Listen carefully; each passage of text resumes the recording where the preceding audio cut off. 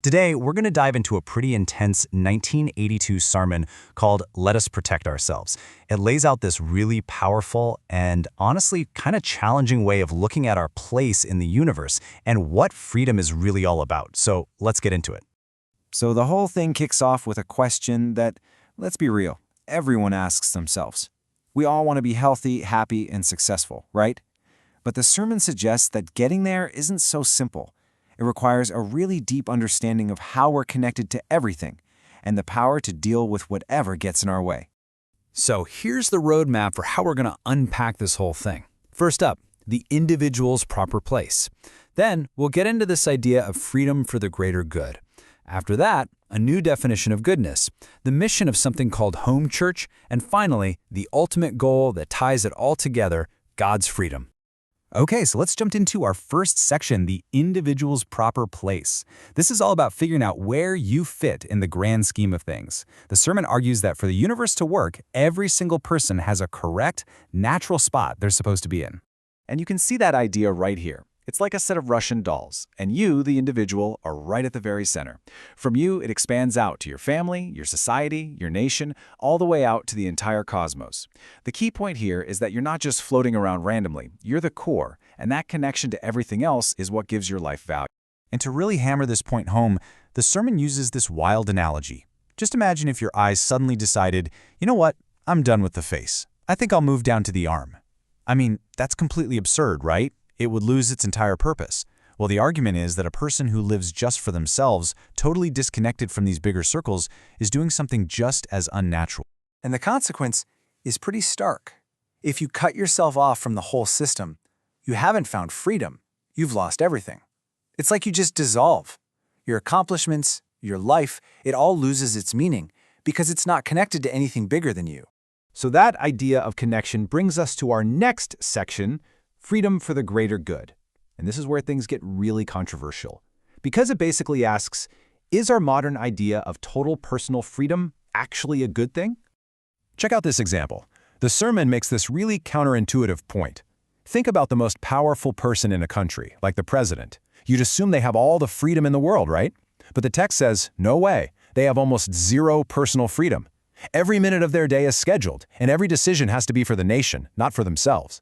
The big takeaway is that more responsibility actually means less personal freedom.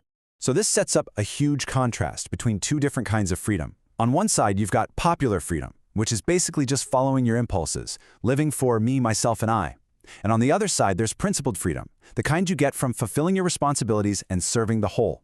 And yeah, you guessed it. The sermon says the real freedom, the one that actually matters, is the second. And this idea gets organized into a kind of ladder of freedom. You've got your personal freedom at the bottom, then your families, your nations, and so on, all the way up to God's freedom. But here's the critical part. The freedom of a lower level, like your own, sometimes has to be sacrificed to protect the freedom of a higher level, like your family or your country. It's all about the greater good. All right, next up, a new definition of goodness. So if everything is about your position and your responsibility to the whole, well, that's going to completely change how you define what's good and what's bad. So in this framework, a bad person isn't some cartoon villain. It's simply someone who abandons their post. The examples are pretty straightforward, like a parent who ignores a crisis at home to go have fun, or a student who breaks all the rules just for their own convenience. Their actions are considered bad because they damage the harmony of the whole group.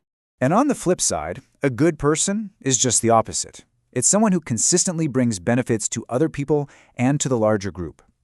Because they serve a purpose bigger than themselves, the text says they're welcomed everywhere and are even, in a spiritual sense, entitled to own everything in the universe, because they serve it all. Okay, so that's a lot of big picture philosophy, right? But the sermon doesn't just leave you hanging. It pivots to a very practical question. How do you actually live this way? And the answer it gives is a concept called home church. So what is home church? Well, the core idea is really ambitious. It's about creating a small, local sanctuary, a place right here on earth where God can actually dwell without all the conflict and negativity that fills up the rest of the world. And it's not just a vague idea. There's a clear step-by-step process. First, you create a base in your own local area. Then your mission is to unite that community. And by doing that, you're essentially driving out what the text calls satanic elements, which is really just a way of saying selfishness and division.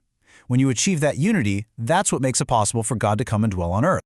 I mean, this quote really says it all. This mission isn't just about being a good neighbor. It's framed as building the literal foundation, the base, of the kingdom of heaven, starting right at the most local level you can imagine. And that brings us to the final and most important piece of the puzzle, the big why. Why go through all this trouble? Well, everything we've talked about so far all points to one ultimate goal. And here we go. This is the core theological argument of the whole sermon. It's a pretty radical idea. Our own freedom and happiness are not the main objective. They're actually a consequence of first securing God's freedom and happiness. The idea is that only when the highest being in the universe is secure can everyone else down the line truly find peace. So why does God need to be freed? According to the text, it's explained very simply. Right now, God is constrained. He can't freely express his love for humanity because all the selfishness and the barriers in the world are getting in the way. And that blockage is presented as the root cause of all our suffering. So, this is the ultimate conclusion. The sermon argues that the only way to truly protect ourselves and find that lasting happiness we all want is to fulfill this one primary mission, to liberate God. By creating harmonious spaces on earth, like through home church, humanity can finally unlock God's love. And in this view, that love is the key that solves every other problem. And so, we're left with this final, really challenging question. It forces us to weigh our own personal desires against the well-being of the larger groups we're a part of. If your freedom can damage the freedom of the whole, which one do you choose to protect? It's a powerful question to think about.